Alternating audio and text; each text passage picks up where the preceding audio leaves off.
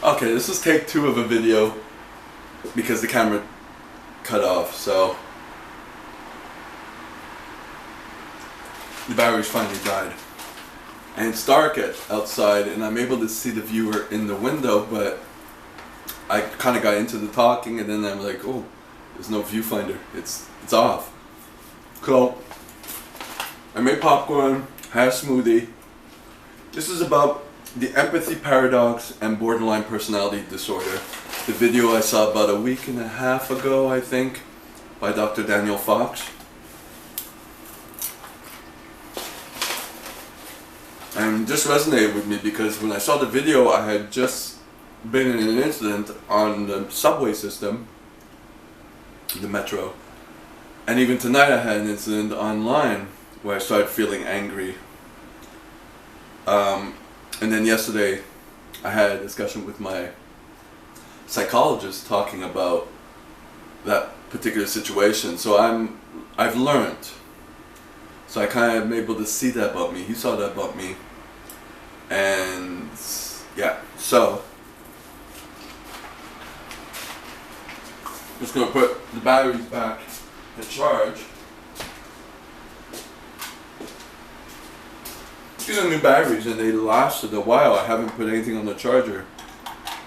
I have 2 sets. So now this kind of died. I'm just gonna put this right here to charge. Don't spill the smoothie. So they will be ready. They will be ready. Cool. Alright, so the empathy paradox is that anyone with borderline traits or borderline personality disorder will have empathy, be very sensitive to people, tones of voice, nonverbal communication, like all that stuff. But take it in a way that's negative towards them. So that's what I realized I do a lot. And my psychologist knows that, like, when I say things and I say it in a negative way towards me, it's a burnt piece of popcorn. Oh, ate it anyways. So, just before I saw the video about a week and a half ago, I was on the subway or the metro, and this panhandler comes on. My back is towards him. I have a knapsack. There's no place for him to walk.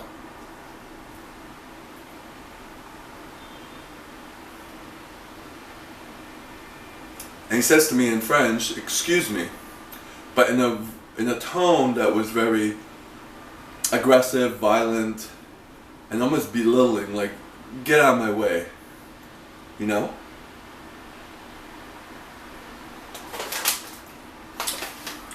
So, but I'm bigger than him, right? There's another piece of burnt popcorn. I'm gonna put that to the side. So, being in a public area, and also not knowing what's going on because he was behind me, he didn't touch me. I don't know what I've done, what I would have done if he touched me, but probably nothing because I wasn't in that headspace. It took me a while to kind of process what was going on. So I let him through, and he went off to another, at the end of the car, and he made his speech and tried to get money. That's what people do here. So, but then I started ruminating in my head how I would knock this guy out if he ever touched me, or what I would say to him if he did that again, you know, some belittling remark, or... And it stuck with me for a bit. I think I calmed down before I got home, but it got me agitated. The rumination. Then I'm like looking at the cameras in the subway cars, I'm like, okay, should I do it? Kick his ass in front of the camera, move out of the camera and try to do it, wait for him to get out of the car and do it, you know. That was all going in my head. So when I got home, I saw this video by Dr. Daniel Fox, who I watch quite often, and I'm learning a lot from his videos, more than with my psychologist. So it's a good addition to that. Because I get to add to the conversation and learn better and be able to manage myself better. So the point is, I didn't know this, what's going on with this bum. I don't know. I just interpreted that he was trying to be condescending to me. He could have just been dumped by his girlfriend. He could have just been harassed. Something could have just happened and just changed his tone of voice. Or he could have been an asshole, but he didn't touch me, so.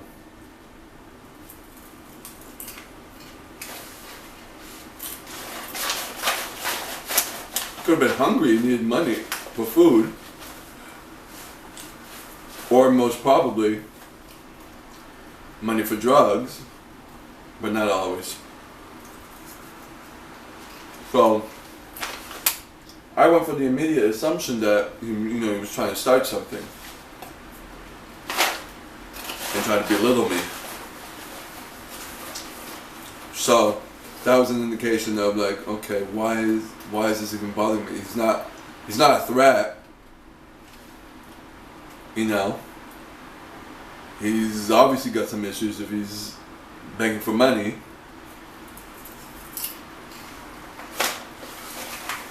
So that helped me, watching the video helped me realize, like, I don't even know what the situation was.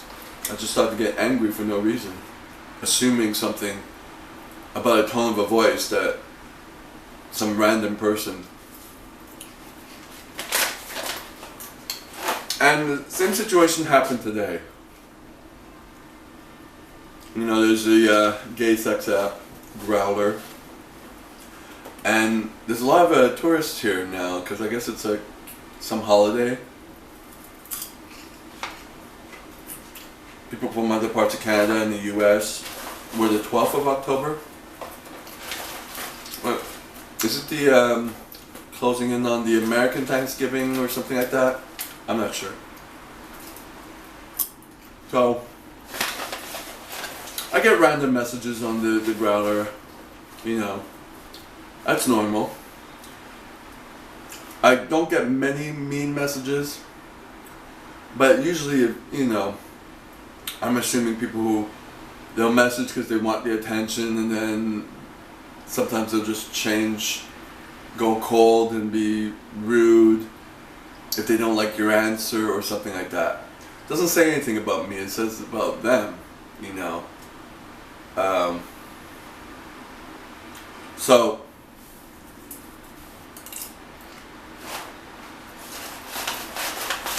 this guy hits me up and talks about how he wants to massage my muscles and stuff like that. And initially I didn't answer, but then I decided to, and I replied with emojis. It could be perceived as nonchalant and not caring. At least I answered.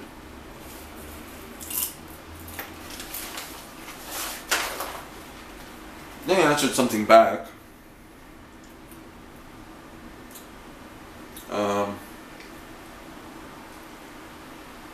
Was it a thank you? Was it, I don't know.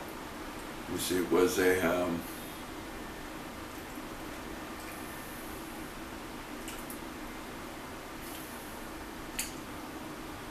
oh yeah, it's, you're welcome, I think. Because I put some emojis that was like me thinking and then a smile. And then I replied afterwards with the thank you emojis, the praying hands and a smile. And then he replies, wow, learn how to write, bub.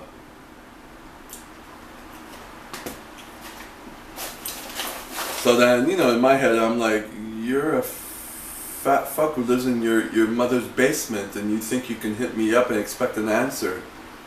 Who the hell do you think you are? Right? That's what was going in my head. Fat fuck's trying to get my attention. and saying things that they wish people would say to them.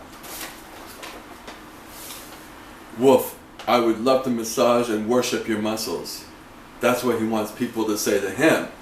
You're a fat homely fuck who lives in your mother's basement and you did nothing with your life. Go home and kill yourself. So, that kind of ruminated in my head. But what's the point of telling him that? He probably already knows that. You know what I mean? That might be his situation.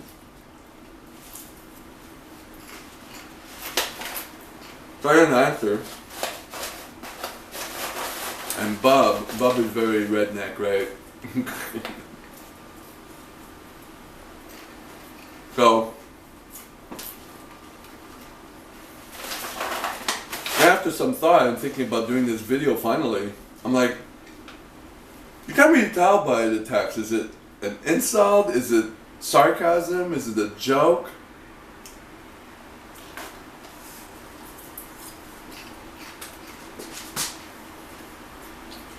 You can't really imply the intention with that, you know. I mean, sure, gays are very sarcastic and passive aggressive in their vernacular.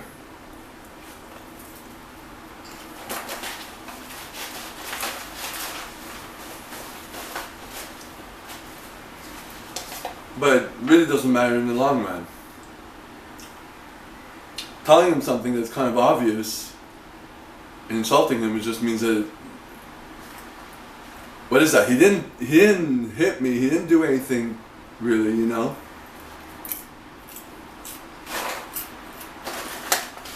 There was nothing, really.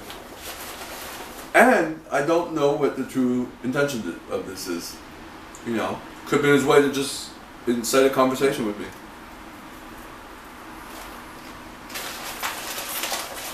That's most probably, like, you know, trying to get my attention. But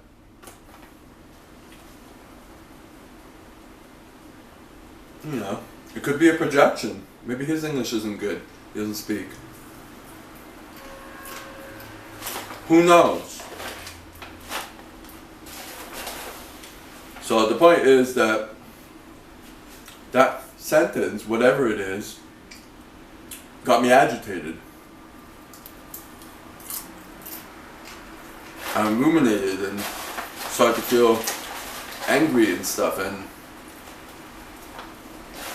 so I took something that could be harmless, that could be like, you know how gays are, like they'll be catty, you know what I mean? That's your sense of humor. Not all, everybody's sense of humor, but could just make an assumption that he's, you know, I don't know if you know bears, but the fat bears, not the muscle bears, but the fat bears are very effeminate and catty and campy and cliquey. It's like Mean Girls, right? So that could just be that. Could be just, that's a defense mechanism on their part. They're insulted because I didn't use any words. I just used emojis.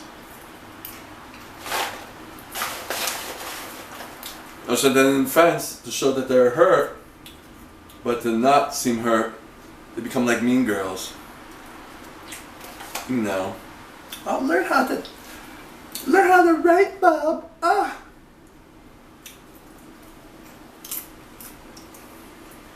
So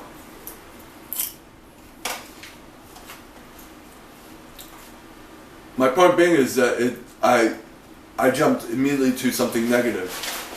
Because I don't really know if it's negative. You know. Someone saying go fuck yourself is negative.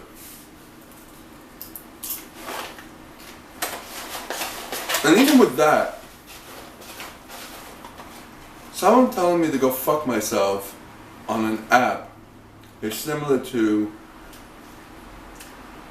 someone on this channel with no avatar and no identity saying something. It's not, it doesn't say anything about me, you know. Maybe because on the Growler I'm not able to monetize the attention, you know, on the YouTube. Eventually I'll be able to monetize it, all the haters and trolls and everything. So it's a positive. And I can look at that comment as a positive too. He felt the need to tell me that. And to comment and give me attention. And ooh.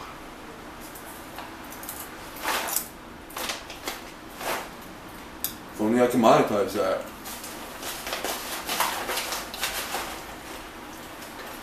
So, this is good now that I'm able to see that, because it's not normal to let something like that bug me.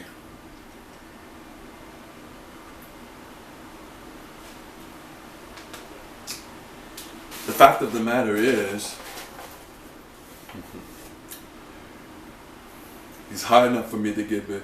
He's hot enough for me. He's hot and bothered enough to take the time and send me messages.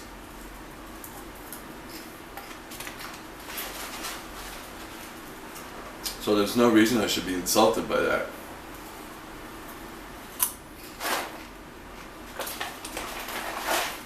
Because it could be the other way around. No, nothing whatsoever. With all the good, if you want, see, like you're making a difference, you're going to get the good and the bad with it. You're going to get people who just want you sexually. And you're going to get the occasional client from me, either training or massage therapy.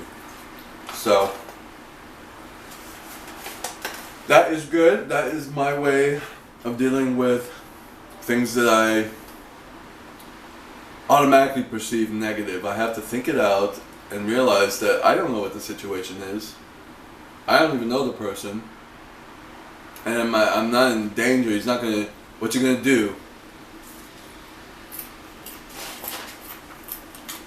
Talk to his little bear group and say, oh, this guy's an asshole, he doesn't know how to talk. And that, what does that do?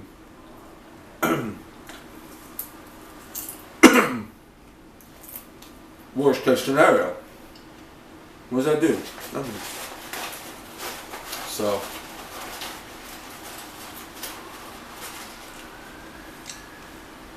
and